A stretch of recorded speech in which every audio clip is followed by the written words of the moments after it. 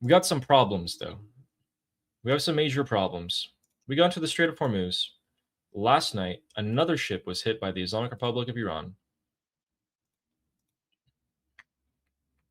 So, just off the coast of Sirik, last night another ship was hit.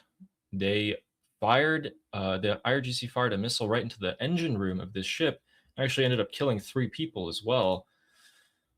Oil prices have jumped today up to, I think last time I checked a couple hours ago was 82. Let's check that again. So it's 83 now. So they've gone up by $2.50 today, or 3%.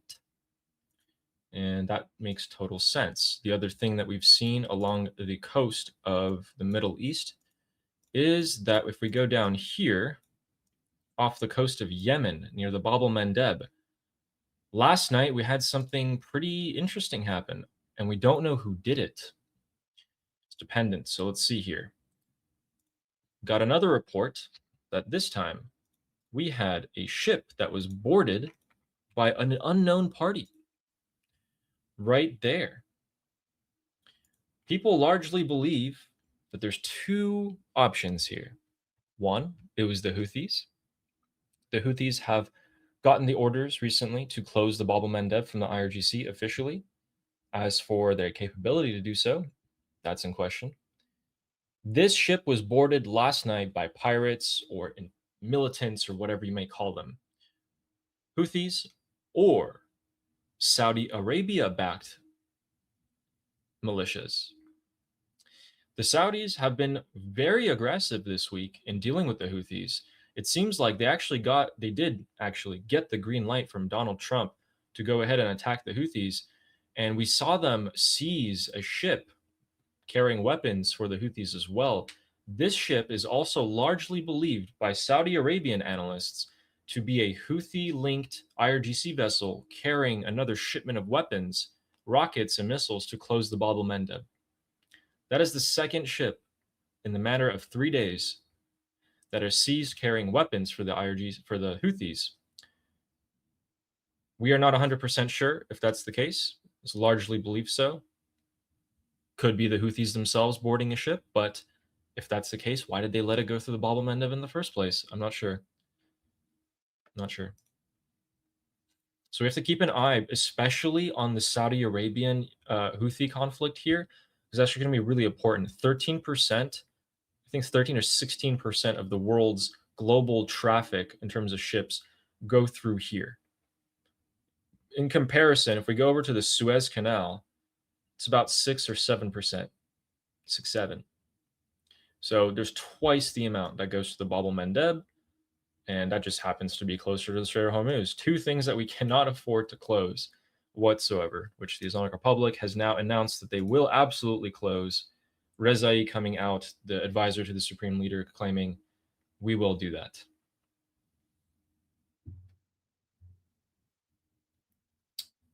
Guys, okay. this Bab el-Mandeb thing, guys, is no joke. Okay, like there's so many things involved here. We have the Islamic Republic trying to use the Houthis to close the Bab el-Mandeb, which could potentially, if the economic analysts are correct about this, get you finally the $200 per barrel oil prices that the Islamic Republic has been trying to chase for such a long time, especially with the oil reserves being low, not at all having enough cushion like we had before Operation Epic Fury. The challenge, though, for the Islamic Republic is that the Houthis are not as loyal to the Islamic Republic as they used to be. Maybe the Islamic Republic will find a way to change that. And also, Pakistan it's not just Saudi Arabia that is very terrified about this situation. It's also Pakistan, because Pakistan doesn't want to be dragged into a war. Pakistan has a defense agreement with Saudi Arabia, kind of like a NATO-like. I mean, not exactly, but kind of like a NATO-like agreement that if anybody attacks Saudi Arabia, they have to get involved. So Pakistan is desperately trying to not to get into a war. So, and they're only one of the few remaining friends of the Islamic Republic. So they're putting pressure on the Islamic Republic not to do this, and the Islamic Republic would be losing one of its last remaining friends if they do such a thing, because that would basically drag Pakistan into a war with against the Islamic Republic. Also, beyond that, this would be such a pressure on global economy if it's done successfully, that it will turn the entire world against the Islamic Republic on a much higher level, including Europe and China. So this is why this could escalate things on such a higher level. But it will be so devastating to the Islamic Republic that it's hard to see why would they play this card unless they don't have any other cards left. Like unless they're so close to the edge of collapse. The only way you could see that the Islamic Republic would use this card is that they think that this is it. If they don't do this, they're gonna fall. But but the other side of the problem is that it could be a self-fulfilling prophecy. Like they might want to put pressure on the bubble mandab to get people off their back, but it might unite the world even more against them. So right now they want to try to use the threat of closing bubble mandab instead of actually doing it, so that maybe they could threaten the world to back off. And they're hoping that President Trump is bluffing, because they're hoping that maybe he doesn't have the any interest in attacking, given the strategic orders are being lower than usual. But we'll see. I mean, we have Venezuela, we have Iraq right now. I don't know how much somebody needs to crunch the numbers. I don't know if it actually could replace. I mean, it can't, because the pipelines in Iraq doesn't even. It's not even working. The pipelines that go through Syria through Europe. Assad closed it when he was in power at the request of the Islamic Republic, which now you see why. And I don't know, we're putting sanctions on Russia on their oil, so that's going to be out of the market. So that's going to make this even more difficult. So yeah, this is going to be tough on both sides, but more difficult in the Islamic Republic. But they might be willing to, tolerate more pain, because for them this is a matter of survival. For them, this is not a matter of, oh, are eggs more expensive? Are we paying more at the pump? For them, this is a matter of life and death. So they might be tolerating more pain. Even the pain is on the Islamic Republic is a lot more than the rest of the world, but they also might be willing to tolerate more pain, because for them this is life and death. And we discuss all of this on our group discussion every single day, guys.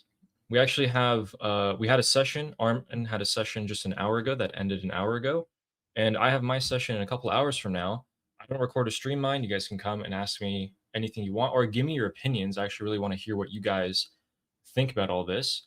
It never hurts to get more information. And if you click on the link in any of our videos, we have a description, link in the description, every video, or the QR code in the top left, and you should join. It's free. Why not do it? My name is Armin Navabi. I'm an Iranian political analyst with decades of experience fighting the Islamic regime inside and outside of Iran. Make sure you follow me for more, and also make sure you join our discussion group. I'm there almost every single day. Come talk to me there and the rest of the people there in our group calls. It's a great place to meet and talk to people who like talking about politics. The link is in the description and or in the bio. You could also get there by scanning the QR code on the screen. See you there.